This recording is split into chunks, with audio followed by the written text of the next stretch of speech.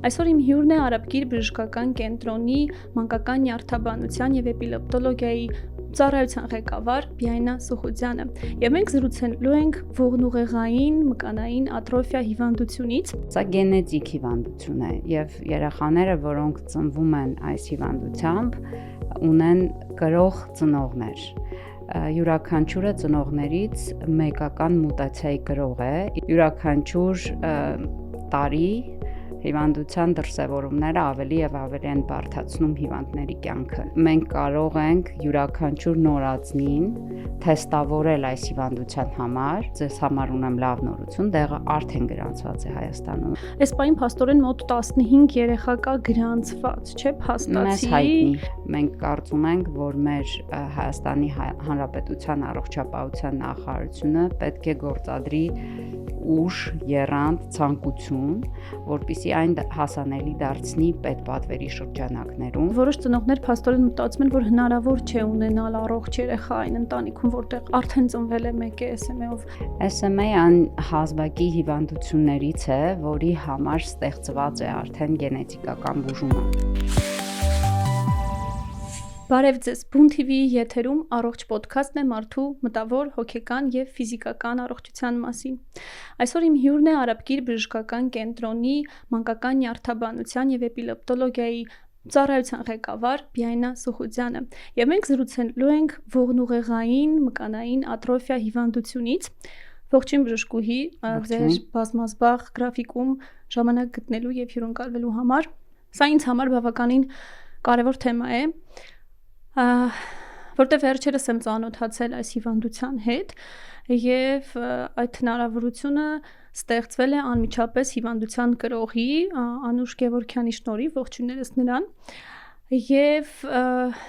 նախ շատ զարմացա, որ շատերը փաստորեն չգիտեն այս հիվանդության մասին, ինչպես եւ ես չգիտեի։ Երևի որպես սկիզբ փորձենք նախ ներկայացնել, թե սա ինչ հիվանդություն է, եւ բացի այդ նաեւ շատ զարմանալի էր ինձ համար, որ այն փաստորեն յուրաքանչյուր 10,000-ը մեկ դրսևորվող հիվանդություններից է եւ ըստ էության Հայաստանում էլ բավականին շատ են ծնվում մարդիկ այս հիվանդությամբ, հա։ Ինչի մասին է այս հիվանդությունը, ինչ է կատարվում օրգանիզմում։ Ողնուղեղային մկանային ատրոֆիան կամ սպինալ մկանային ատրոֆիան կամ ինչպես մենք բժիշկները սիրում ենք այն անվանել SMA հապավումով բավականին հազվադեպ հանդիպող հիվանդություն է եւ նա երկրորդ ամենահաճախ հանդիպող հիվանդությունն է հազվադեպ հիվանդությունների խմբում եւ այսպիսով զարմանալի չէ, որ դուք առաջին անգամ եք առնչվում այս հիվանդության հետ, որովհետեւ նա հազվադեպ հանդիպող հիվանդություն է։ Սակայն այս հիվանդությունը բավականին ծանր հիվանդություն է եւ այն դրսևորվում է մկանային թուլությամբ, որը պրոգրեսիվում է կյանքի ընթացքում։ Սա գենետիկ հիվանդություն է եւ երեխաները, որոնք ծնվում են այս հիվանդությամբ, ունեն կրող ծնողներ։ Յուրաքանչյուրը ծնողներից մեկական մուտացիայի կրող է, իսկ եթե նրանք ժառանգում են երկու մուտացիաները, ապա այս հիվանդությունը դրսևորվում է։ Մենք ճանաչում ենք այս հիվանդության մի քանի տեսակ կապված հիվանդության ծանրության հետ։ Առաջին SMA տիպով երեխաները չեն ապրում մինչև 1 տարեկան, այսինքն ես ինձ ուղեմ չէին ապրում մինչև բուժումը, ինչի համար էլ մենք այստեղ հավաքվել ենք։ Երկրորդ տիպով երեխաները կարողանում են նստել, բայց երբեք չեն քայլում, երրորդ տիպը ավելի թեթև է, ճանաչում ենք նաև 4-րդ եւ 5-րդ տիպեր։ Հիվանդությունը այնուամենայնիվ որևէ տիպի մասին էլ եթե խոսքը գնում է ունի պրոգրեսիվող բնույթ, այսինքն յուրաքանչյուր տարի հիվանդության դրսևորումները ավելի եւ ավելի են բարդացնում հիվանդների կյանքը եւ երեխաները, որոնք կարող էին քայլել ժամանակի ընթացքում այլևս անկարող են լինում քայլելուց եւ կանված են լինում անվասայլակին։ Ես նաև նկատեցի, որ բավականին գործողություն է կատարվում բուժման տեսանկյունից, բայց մինչ դրան անդրադառնալը փորձենք հասկանալ ախտորոշումը ինչպես է իրականացվում եւ արդյոք այն հասանելի է նաև Հայաստանում։ Այո, ախտորոշումը հասանելի է Հայաստանում արդեն բավականին վաղուց, մոտ երևի 20 տարի, եթե ես չեմ շփոթվում, Ախտորոշումը դժվար չէ, հատկապես առաջին տիպի ախտորոշումը, որովհետև ծնողները դիմում են բժշկի երեխայի զգալի մկանային թուլության, շնչական դժվարության պատճառով եւ բժիշկները ուղղորդում են այդ հիվանդներին համապատասխան հետազոտությունների, որոնց մեջ երևի թե ամենակարևորն է գենետիկական հաստատումը հիվանդության, որը կատարվում է մեր հանրապետությունում եւ հիվանդությունը հաստատվում է։ Իսկ հնարավոր է արդյոք բերել ինչ-որ իմաստով վաղ ախտորոշման այնպիսի մակարդակի, որ օրինակ սկրինինգային տեսքով օգտագործենք եւ փաստորեն ունենանք շատ ավելի, որտեղ ես որքանով ուսումնասիրում եմ, հասկանում եմ, որ այն տարբեր տարիքում է դրսևորվում նաեւ։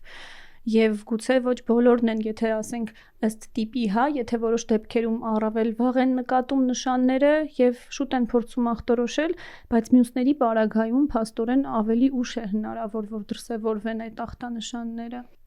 Այո, դուք իրավացի եք, այսօր զարգացած երկրներում արդեն իսկ առկա են սկրինինգային ծրագրեր։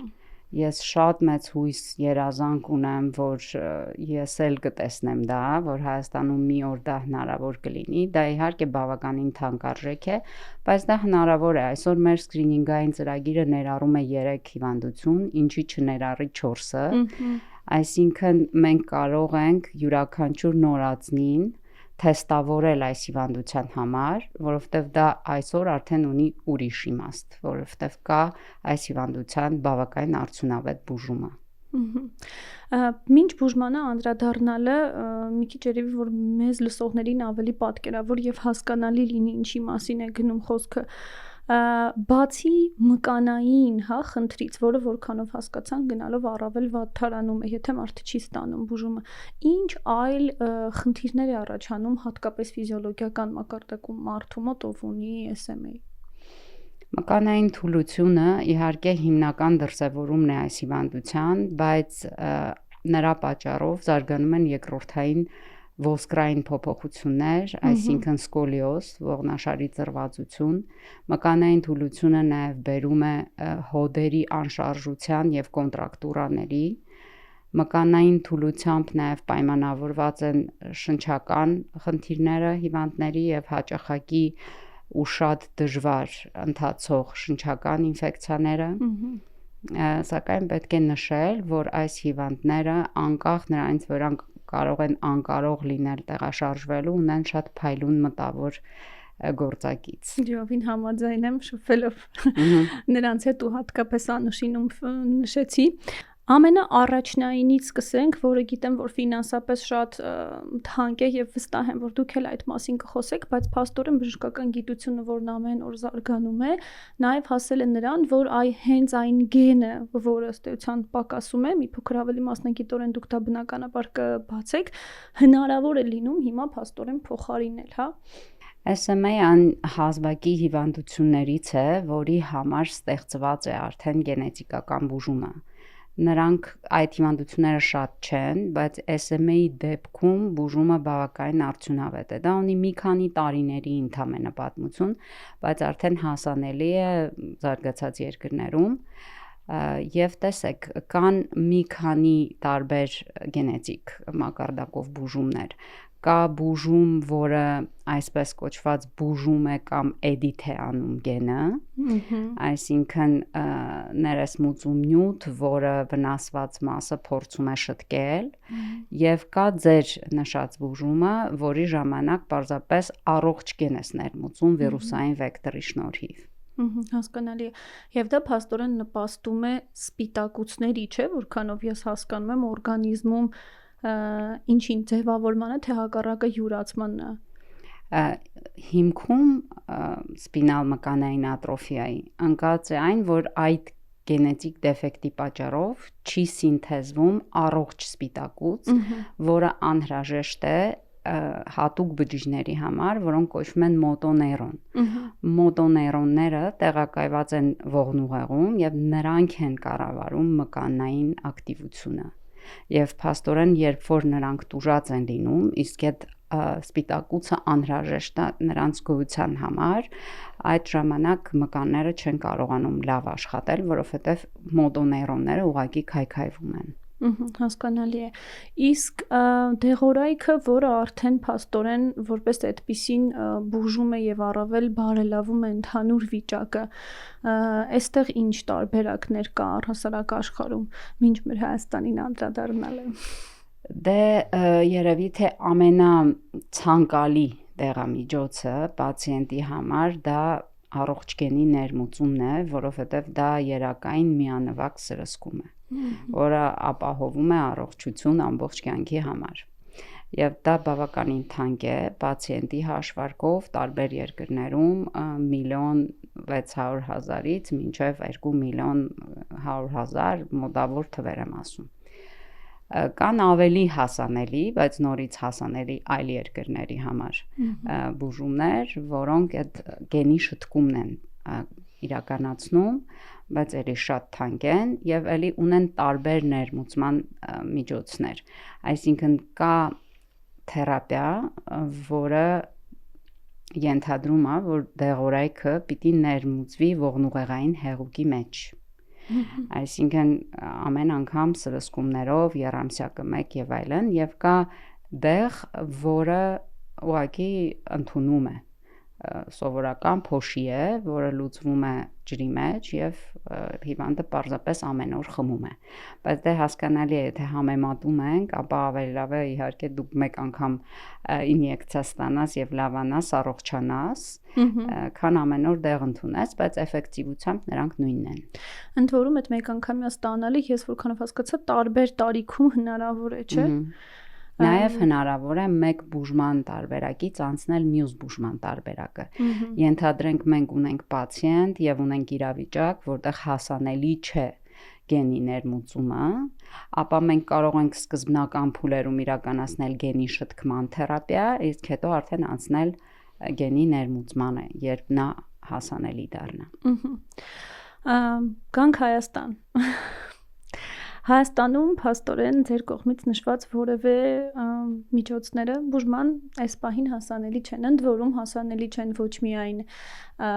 իրավական մակարդակով, այսինքն գրանցված լինել չլինելու, նաև փաստորեն դրանից բխող նաև ֆիզիկապես հասանելի չեն, դրանք հայթայթվում են ֆինանսական տարբեր միջոցներով, տարբեր կազմակերպությունների, հիմնադրամների, անհատների կողմից որպես աջակցություն ձեռք են բերվում տարբեր տեղերից։ Մենք հիմա դա էլ կփորձենք հասկանալ նաև ձեռքբերման իմաստով, հա, որտեղից ինչ։ Եվ մարդիկ ստանում են այդ տեղը Էվրիստի տեղն է, ճիշտ է, չէ՞, ես հասկանում։ Արդյոք հնարավոր է մի փորձենք լավագույն տարբերակով ճանապարհ գծել, հա, ինչ որ այդ ճանապարհով առաջին հերթին գրանցել տեղը Հայաստանում եւ հետո փորձել դա ապահովել ֆանտաստիկայի ժանրից գուցե թվա թե ասում եմ, բայց որ փորձենք հիմա համեմատել այլ երկրներին կհասկանանք, որ դա այդքան էլ այդպես չէ, հա, ապահովել նաև ֆինանսապես դրանց հասանելիությունը Հայաստանում։ Կխնդրեմ դուք ասեք երևի սկզբում որպես դեղի արդյունավետության հա մասին, այն որ հասանելի չի արձանագրում ենք, բայց որպեսզի գծենք այդ ճանապարհը դրան հասնելու, կարծում շատ կարևոր է հասկանալ թե ինչ է տալիս այդ դեղը։ Լավ, դե սկսեմ վերջից, դեղը կարող է ապահովել բացարձակ բուժում, այսինքն եթե ձեր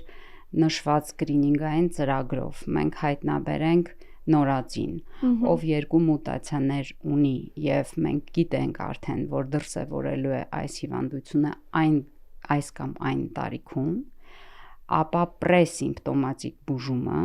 այսինքն բուժումը մինչև սիմպտոմների առաջանալը կարող է ապահովել բացարձակ նորմալ շարժողական զարգացում։ Այսինքն այդ երեխաները որևէ կերպ տարբեր չեն լինելու մյուսներից, որոնք այդ մուտացիաների կրող չեն։ Այդ առաջինը, երկրորդը ես ձեզ համար ունեմ լավ նորություն, դեղը արդեն գրանցված է Հայաստանում։ Այո, մեր տարված աշխատանքները բերել են արդյունքների,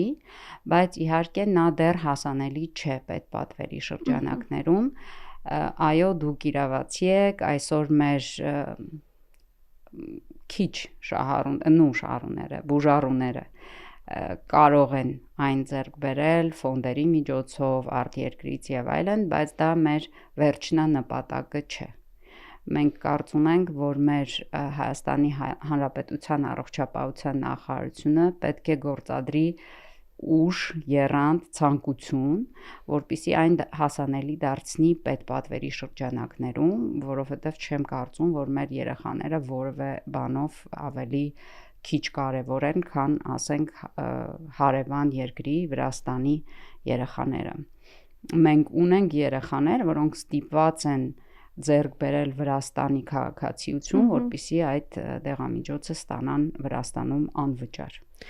Այո, շատ զարմանալի էր այն, որ փաստորեն եթե թիվը մեծ հաշվով ախր մեծ էլ չէ, հա, եւ Վրաստանի պարագայում էլ է նույնի, իրենք ամբողջությամբ պետպատվերով սա ապահովում են, ընդ որում դա նաեւ ապահովում է Ռուսաստանի Դաշնությունը, դե ԱՄՆ-ի եւ այլ երկրների մասին չխոսենք, հա, փորձենք տարածաշրջանին եւ մեզ մոտ գտնվող երկրների դեպքում պարագայում, հա, նկարագրել։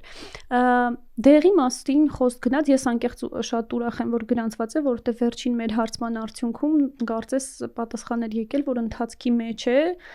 հայտը տրված է, բայց դեռևս ոնց որ ավարտված չէ։ Արդյոք հենց այդ դեղը, որը ձեռք է բերվում ձեր կողմից ասված, հա, այդ արդեն գրանցված տարբերակով հնարավոր է, որ ինչ որ տարբերություն լինի, որովհետև չենք կարող այստեղ ֆինանսական հարցերի մասին չխոսել, որովհետև դրանցից մի քանիսը ընկերությունը կարող է առաջարկել տարբեր շուկաների համար տարբեր գներով, ճիշտ է։ Արդյոք մենք ունենք ինչ որ խնդիր այն պահով, թե որտեղից ենք ստանում որպես այդպիսին այդ դեղը, որտեղից է գալիս որպես երկիր, հա, ներմուծվում այդ դեղամիջոցը, արդյոք բոլորի ազդեցությունը մեծ հաշվով նույնն է լինում։ Մենք այս դեղամիջոցի ջեներիկը չունենք, այսինքն մենք ունենք միայն բրենդային տարբերակը, որը Roche-ի արտադրությունն է, եւ մենք ունենք այդտեղ Roche-ի ներկայացուցչություն, որն էլ իսկ գրանցել է այդ դեղը։ Այսինքն որակի առումով մենք որևէ կասկած չունենք։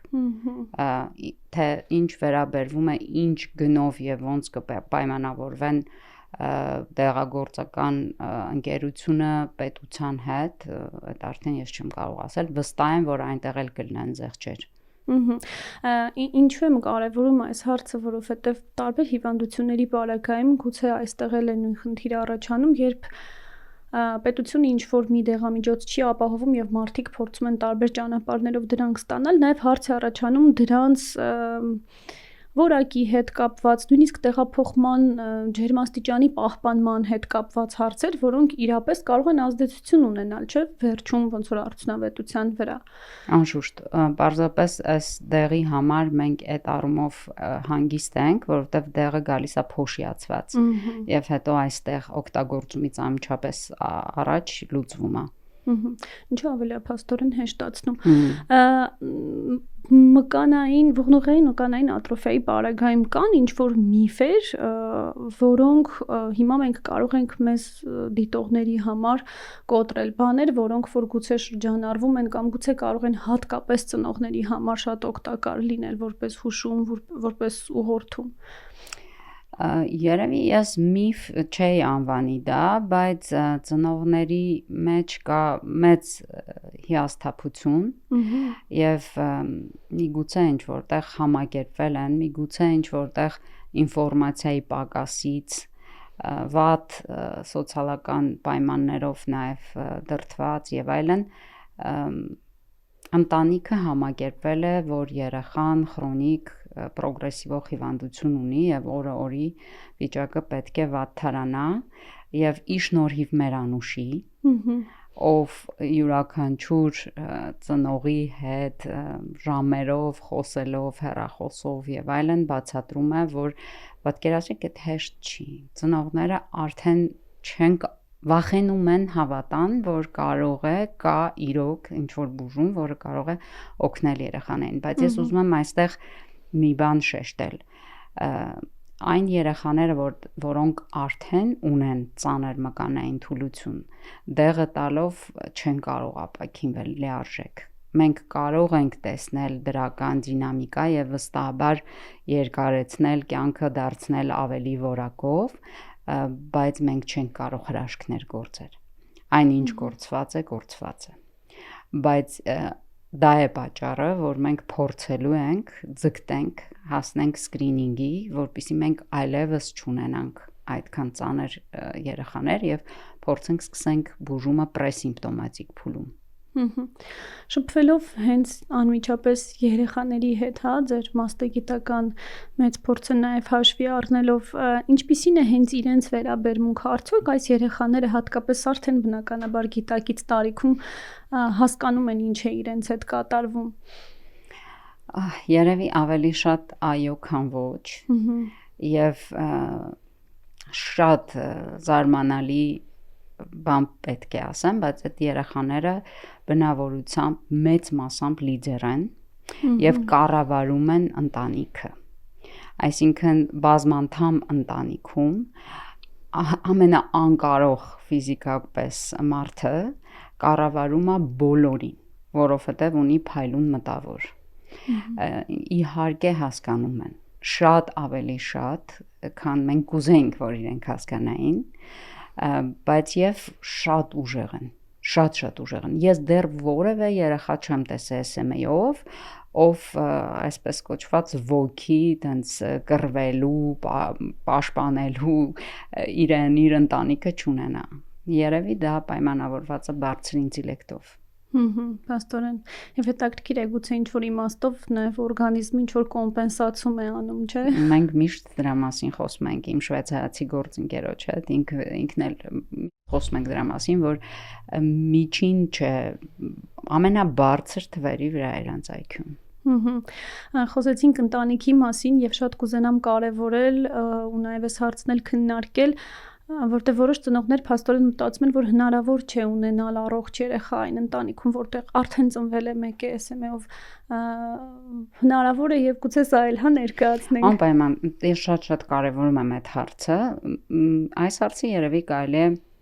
նաև տարածել ոչ միայն SMA-ի վրա, այլ գենետիկական հիվանդությունների վրա, եւ սա կոչվում է ընտանիքի պլանավորում եւ գիտության զարգացման հետ զուգընթաց մենք կարողանում ենք առաջարկել եւ ունենք արդեն շատ ընտանիքներ վերջին 10-15 նույնիսկ տարիների ընթացքում, որոնց մենք օգնել ենք ունենալ առողջ երեխաներ։ Եվ եթե թույլ տաք ու եթե ժամանակ ունենք, եթե առաջ միակ տարբերակը հղիանալ, ստուգվել եւ եթե պտուղը հիվանդ է, ապա հեռացնելն է, այսօր արդեն այդպես չէ, նաեւ Հայաստանում կարելի է արտամարմնային բեղմնավորում անցկացնել եւ ընտրել այն առողջ զիգոտները եւ ապա նոր տեղադրել արգանդում հետագա զարգացման համար։ Որևէ կերպ այդ միֆը թող ջարդվի այս ծրագրով, որ դա հնարավոր չէ, հա։ Հա, սա շատ լավ է, որտեվ նաև տեսնելով այն ծնողներին, ովքեր օրինակ երկու երեխա ունեն այս հիվանդությամբ, անընդմեջ, հա, կարող են մտածել եւ այդ վախերը իրենց մոտ անընդհատ պտտվի։ Հետաքրքիր է, որ խոսեցինք ընտանիքներից եւ Հայաստանի օրինակը նաեւ ներկայացրեցինք, որ այս պայն փաստորեն մոտ 15 երեխա կա գրանցված, չէ՞, փաստացի, կարող են լինել դեպքեր, որ ուղղակի ախտորոշված չեն կամ օրինակ տիպերն այնպիսին է, որ ինչ որ վառ արտահայտված ախտանշաններ չունեն, չէ՞, մարդիկ։ Մեծահասակների խմբում վստահ եմ կան։ Հիմա Վրաստանի օրինակով ես վստահ եմ, որ դուք նաև բավականին մեծ փորձ ունեք ոչ միայն Վրաստանի, նաև այլ երկրների հետ ծանոթանալու, աշխարհը այս իմաստով որտեղ է հասել, հա, նույն վրացիները օրինակ ուզում հասկանալ ինչպես են իրենք դա կարողացել անել եւ ինչպես կարող ենք մենք որոշակի իմաստով դա օգտագործել եւ այդ ջահատագովությունը մեզ մոտ նաև անել։ 26 թվականի 25 թվականի սեպտեմբերին մենք կազմակերպեցինք մի կոնֆերանս, որտեղ նաև հրավիրեցինք մեր վրացի գոլեգաներին իրենց փորձով կիսվելու։ Մեզ համար շատ կարևոր էր այն ոչ միայն գիտական առումով, այլ հենց ոնց են անցել իրանք այս ճանապարհը։ Իրենք էլ հեշտ չեն անցել։ Շատ անկեղծ մեզ պատմեցին, որ անուշիկի պես մարդիկ են օգնել, այսինքն երեխաներ կամ երեխաների ծնողներ որոնք հենց այդ ամեն ինչի կենտրոնում են եւ իրենք կազմակերպել են տարբեր միջոցառումներ, հանդիպումներ առողջապահության նախարարության ներկայացուցիչների հետ, հանդիպումներ տարբեր զվարճանքի վայրերում, երբ երեխաները որտեղ եկել են անվասայլակներով, իրազեկել են հիվանդության մասին, մի խոսքով հեշտ ճանապարհ չեն անցել, բայց արդեն մի քանի տարի է այդ տեղը հասանելի է իրենց համար։ Ցավոք նրանք էլ դեռևս չունեն սկրինինգային ծրագիր եւ արդյունքները միշտ չի այդպես բավարար այսինքն մեր ցանկությունների հետ միշտ չի համընկնում, բայց ունեն շատ վաղ ախտորոշված երեխաներ, որոնք քայլում են, այսինքն առաջին տիպ SMA-ով, որոնք բուժման բացակայության պարագայում պետք է մահանային, այսինքն հիվանդության ընթացքն է այդպիսին, քայլում են եւ որևէ բանով չեն տարբերվում այլ երեխաներից։ Սա իսկապես մեծ ձեռքբերում է, եթե հրաշք է, իրոք, այո, հեղափոխություն է բժշկության մեջ։ Եվ ինչպիսին է նաև այլ երկրներին էլ, հա, եթե անդրադառնանք առավել զարգացած երկրների մոտ, ենթադրում եմ, որ այնտեղ նույնիսկ ոչ միայն ընթացիկ, այլ նաև հենց այն առաջնային փուլում գուցե ավելի շատ են, չէ, բուժումներն իրականացվում։ Այո, եւ ինչքանով երկիր ավելի զարգացած է, այնքանով սկրինինգային ծրագրի մեջ ավելի շատ հիվանդություններ են ներառված, խոսքը ոչ միայն SMA-ի մասին է տարբեր, նյութափոխանակության, գենետիկ հիվանդություններ եւ այլն, որոնք ունեն բուժում, որովհետեւ առաջնությունը տրվում է հենց այդ սկզբունքով, այսինքն սկրինինգի մեջ ներառվում են հիվանդությունները, որոնք վաղ ախտորոշման դեպքում կունենան շատ լավ արդյունք, որովհետեւ դրան կհետևի բուժումը։ Եվ ես կարծում եմ, որ եւս, չգիտեմ, թողեք ասենք 50 տարի հետո հիվանդության մասին մենք մոռանալու ենք։ Թող այդպես լինի։ Շատ հետաքրքիր է, այո, թող այդպես լինի եւ թող Հայաստանն էլ դրանից հետ չմնա։ Ես կուզենամ մի քանի գործնական հարց եւս քննարկենք այստեղ, քանի մենք դրա հնարավորությունն ունենք, ինչ տիպի, ինչ տեսակի խնդիրներ են ունենում կամ գուցե խնդիրներ չեն, բայց առանձնահատկություններ են ունենում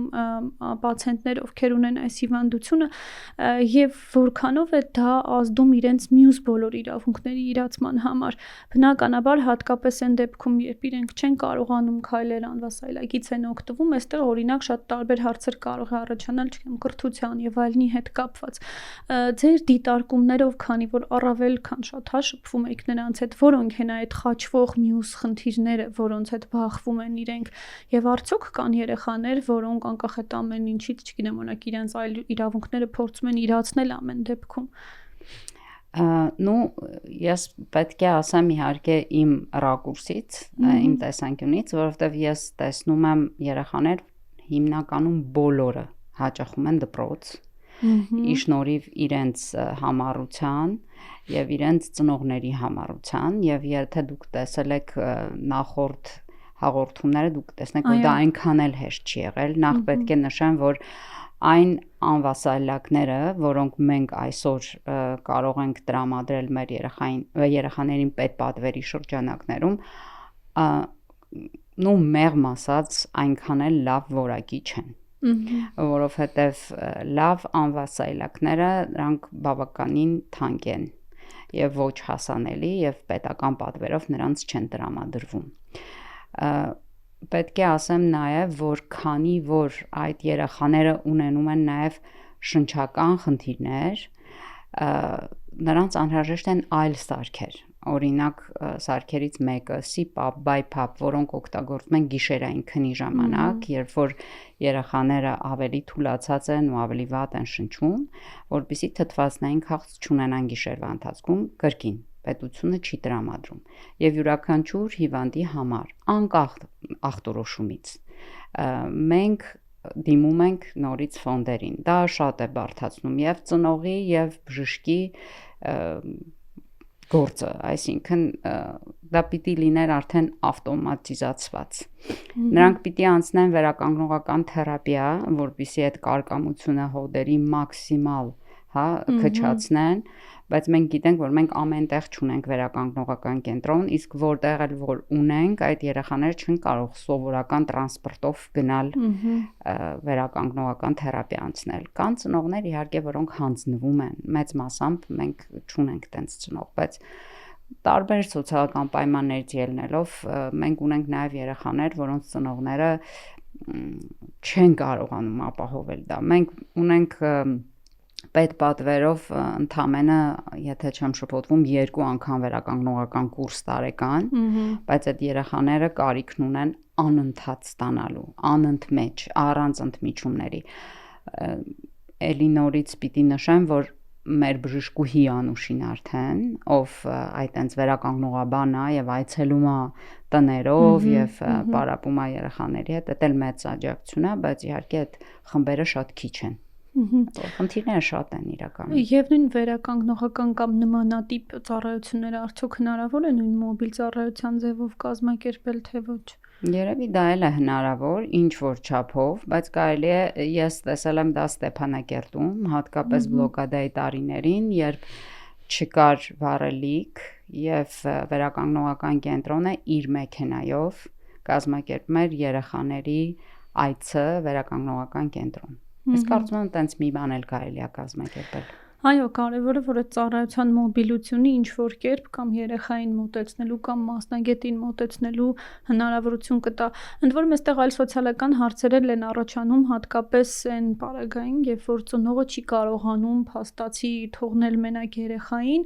եւ ինքը զրկվում է ինքը աշխատելու եւ այդ ֆինանսական միջոցները, հայթայթելու տեսանկյունից նաեւ։ Մի քիչ մասնագիտական եւ գիտական կտորինել կուզենամ անդրադառնանք, ինչ տեսակի հետազոտություններ են արվում եւ արդյոք ինչ որ նոր փոփոխություններ այս մասով կարելի է սպասել, թե ոչ ընդհանուր, համաշխարհային կտրվածքով գիտությունից, բժշկական գիտությունից։ Այս հիվանդության վերաբերյալ, կարծում եմ այս հիվանդության վերաբերյալ արդեն ամեն ինչ լուծված է։ Ու կարծում եմ, որ այս հիվանդության օրինակին կհետևեն նաև այլ հիվանդությունները։ Պարզապես տեխնիկապես ոչ բոլոր հիվանդությունների ժամանակ է հնարավոր ներմուծել գենը։ Օրինակ մենք ունենք ավելի տարածված գենետիկական հիվանդություն, Դյուշենի մկանային դիստրոֆիայի մասին է խոսքը, որ շատ ավելի հաճախ է հանդիպում 3.500 տղաների մեջ, յուրաքանչյուր 3.5-ին 1 դեպք։ Բայց այսօր մենք դեռ որևէ լուրջ արդյունավետ միջոց չունենք այդ հիվանդությունը բուժելու եւ հիմնական խնդիրը այն է, որ գենը բավականին մեծ է եւ հնարավոր չի լինում ներմուծել օրգանիզմ որևէ կերպ, դեռևս հնարավոր չի եղել։ Իսկ իրազեկման իմաստով ինչը կարելի է փոխել այս հիվանդության հետ կապված։ Կարծում եմ այդ արդեն ձեր աշխատանքն է ու ձեր ջանքերն է, որոնք իրոք տեղ են հասնում, որովհետև կոնկրետ ինձ սկսել են դիմել ավելի ու ավելի շատ հիվանդներ, որոնց ես ժամանակին նայել եմ, բայց որոնք, ասենք ինչ որ տարիներ հետո հասկացել են, որ դե ինչ գնանք, արդեն պարզանույնն է, մեկը պետք է ասեն, որ պետք է վերականգնողական անցնենք, բայց հիմա արդեն գիտեն, որ կա դեղ, ամեն օր մեյլս բացում եմ, մեկը գրում է, որ կարող ենք այցելել, ասում եմ եկեք արտահերթ ես ձեզ կնայեմ, դեղը կգրեմ, որպեսզի կարողանանք հետո ֆոնդերով ներմուծենք։ Փաստորեն, եթե սենց փորձենք ճանապարհային քարտեզի նման մի բան մեր մտքում պատկերացնել, ամենասկզբում լավ ճիշտ իրազեկում, եւ սա հատկապես սիրելի ծնողներ, բոլոր այն մարդկանց, ովքեր ունեն ողնուղեղային մկանային ատրոֆիա այս հիվանդությունը, երեխաները, ես վստահ եմ առաջին այդ տրիգերը, կարող են լինել, բոլոր այն մասնագետները, ովքեր ոլորտում ինչ որ բան են իրականացնում, լինի դա ջատագովություն, օրենսդրական փոփոխություններ եւ այլն, եւ ամենակարևորը նաեւ դուք բժիշկներդ, որովհետեւ ամբողջ մասնագիտական ներուժը, ախտորոշումը, ընթացքը, այն ամեն ինչ որ դուք եք տեսնում, դա իրականում շատ ահռելի մեծ մասն է կազմում, էլի, ու սենց ինչ որ համատեղ ուժերով պետք է փորձենք ի վերջո տեղ հասցնել, որ այս հիվանդությունը։ Եվ ես շատ շնորհակալ եմ ձեզ, շատ իրոք լրատվամիջոցներին, որոնք այս կարճ ժամանակահատվածում, երբ մենք բարձրացեցինք այս հարցը, բավականին մեծ արձագանք ստացավ։ Իշնորհիվ ձեզ։ Պիտի նաև ասեմ, որ հաճախ մարդիկ գուցե քննարկեն, ես էլ փորձենք կոտրել, հա, նաև կարծրատիպային իմաստով, որ եթե ինչ-որ բան կապված է գենետիկայի հետ, այդ դա փոփոխելը շատ բարդ բան է, դա էթիկապես սխալ է եւ այլն, սա եւս ներկայացնենք, որ հարգելիներս եւ իրավական կոնտեքստում եւ մնացած իմաստներով մենք այստեղ չենք խոսում գենային ինժեներայից, որը չի կարելի է վարքել։ Մենք այստեղ խոսում ենք այն փոքրիկ մասնիկի մասին, որի փոփոխությունը կամ բուժման իմաստով, հա, նաև դրան նպաստելը կբերի այն արդյունքին, որ մարդը կլինի առողջ եւ կկարողանա ինչ որ մեզ համար տրիվիալ եւ պարզ թվացող գործողություններ ինքնուրույն իրականացնել։ Այո։